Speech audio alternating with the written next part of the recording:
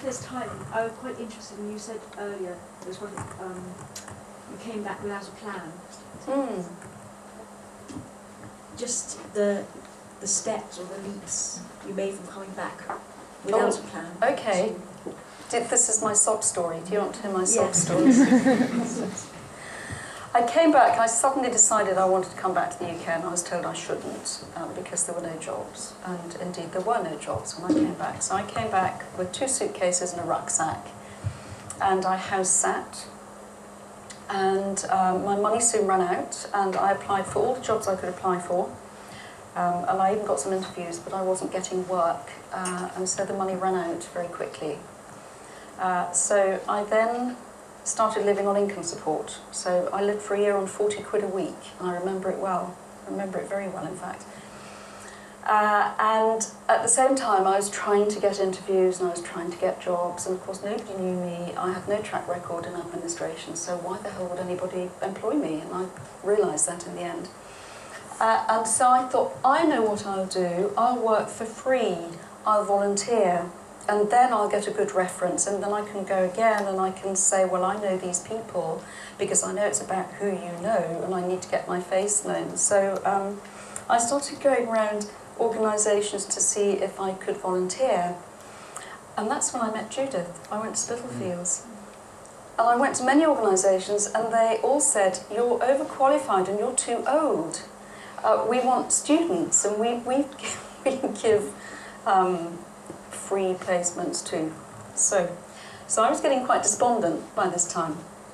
And then I went to a performance at the Donmar Warehouse, which was, I think it was the English National Opera Contemporary Opera Studio performing.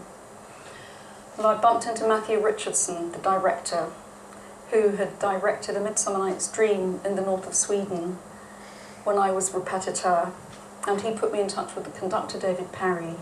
And I rang him and I said, listen, I need to volunteer somewhere, I need to get my face known.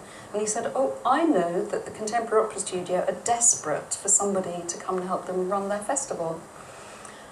And so I went and I worked for 3 months for free, and I did everything from booking artists, negotiating fees. I even did the pit lighting. I didn't know what I was doing, and goodness knows how I got through that. I did everything. And at the end of that, I got a very good reference, and I wrote to every single artist manager in London, because I thought the way to find out how the music industry works in this country is to write to every single artist manager in London. And I did. And I got one reply from Robert Gilder.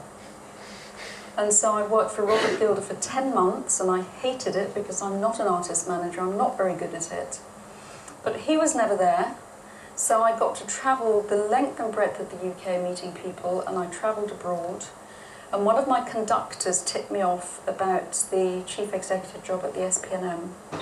And I applied for it, and I had an interview with 8 people, and I still to this day do not know why they gave me the job, but they did. And that's when, I think, it was English National Opera. I walked into an office and said, what's that? And it was the fax machine. So I'd learned a little bit more.